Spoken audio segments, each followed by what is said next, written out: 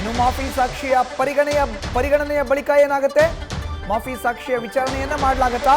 ಮಾಫಿ ಸಾಕ್ಷಿಯನ್ನ ಯಾರ್ಯಾರು ವಿಚಾರಣೆ ಮಾಡಬಹುದು? ಇದರಲ್ಲಿ ಇತರೆ ಆರೋಪಿಗಳಿಗೆ ಇರುವಂತ ಅವಕಾಶ ಏನೇನು? ಮಾಫಿ ಸಾಕ್ಷಿಯ ಬಗ್ಗೆ ಕಾನೂನು ತಜ್ಞರು ಹೇಳೋದೇನು? ನ್ಯೂಸ್ ಫಸ್ಟ್ನಲ್ಲಿ ಮಾಫಿ ಸಾಕ್ಷಿ ಬಗ್ಗೆ ಕಂಪ್ಲೀಟ್ ಡೀಟೇಲ್ಸ್ ನೀಡಲಾಗ್ತಾ ಇದೆ. ಮಾಫಿ ಸಾಕ್ಷಿ ಅಂತ ಯಾರನ್ನ ಕನ್ಸಿಡರ್ ಮಾಡಬಹುದು ನಾವು? ಏನೇನಾಗುತ್ತೆ ಇದರಲ್ಲಿ? ಅಡ್ವಾಂಟೇಜಸ್, ಡಿಸ್ಅಡ್ವಾಂಟೇಜಸ್ ಅದೆಲ್ಲವನ್ನ ಕೂಡ ನಾವಿಲ್ಲಿ ತೋರಿಸ್ತಾ ಇದ್ದೀವಿ. ಚಂದ್ರು ಮಾಹಿತಿಯನ್ನು ನೀಡ್ತಾರೆ. ಚಂದ್ರು, ಈಗ ಮಾಫಿ ಸಾಕ್ಷಿಯನ್ನ ಪರಿಗಣಿಸಿದ್ರೆ ಏನೇನಾಗುತ್ತೆ?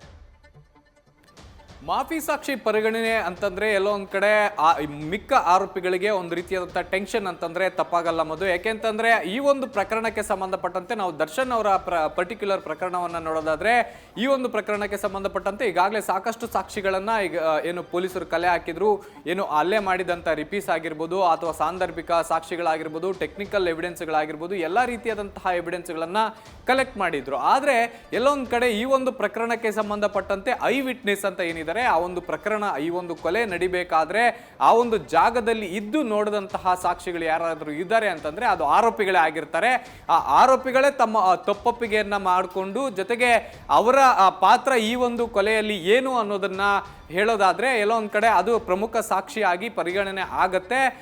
ಅಷ್ಟರ ಮಟ್ಟಿಗೆ ಅಂದ್ರೆ ಎಲ್ಲೊಂದ್ ಕಡೆ ನಾನು ಮಾಫಿ ಸಾಕ್ಷಿ ಆಗ್ತೀನಿ ಅಂದ ತಕ್ಷಣ ಕೋರ್ಟ್ ಅದನ್ನ ಪರಿಗಣನೆ ಮಾಡಿದ್ರು ಕೂಡ ಅದು ಅಷ್ಟಕ್ಕೆ ಅಂದ್ರೆ ಎಲ್ಲೊಂದ್ ಕಡೆ ಅದು ತುಂಬಾ ದೊಡ್ಡ ಎಫೆಕ್ಟ್ ನೀಡುತ್ತೆ ಅಂತಾನು ಹೇಳಕ್ಕಾಗಲ್ಲ. ಯಾಕೆಂತಂದ್ರೆ ಇದನ್ನ ಮತ್ತೆ ಕ್ರಾಸ್ ಎಕ್ಸಾಮಿನೇಷನ್ ಕೂಡ ಮಾಡಬಹುದು. ಆರೋಪಿಗಳ ಪರ ಮಿಕ್ಕ ಆರೋಪಿಗಳು ಯಾರಿದ್ದಾರೆ ಅವರ ಪರವಾಗಿರುವಂತಹ ವಕೀಲರು ಬಂದು ಇವರನ್ನ ಕ್ರಾಸ್ ಎಕ್ಸಾಮಿನೇಷನ್ ಮಾಡ್ತಾರೆ.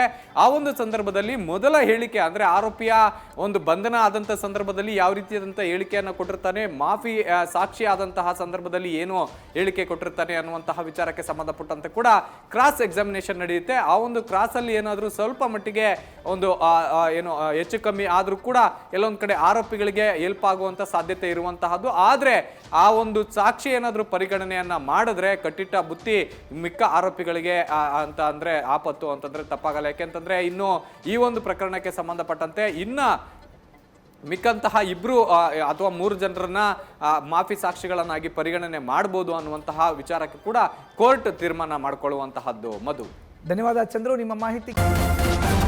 ನ್ಯೂಸ್ ಫಸ್ಟ್ ನಿರ್ಭೀತಿಯಿಂದ ನಿಮ್ಮ ಪರವಾಗಿ.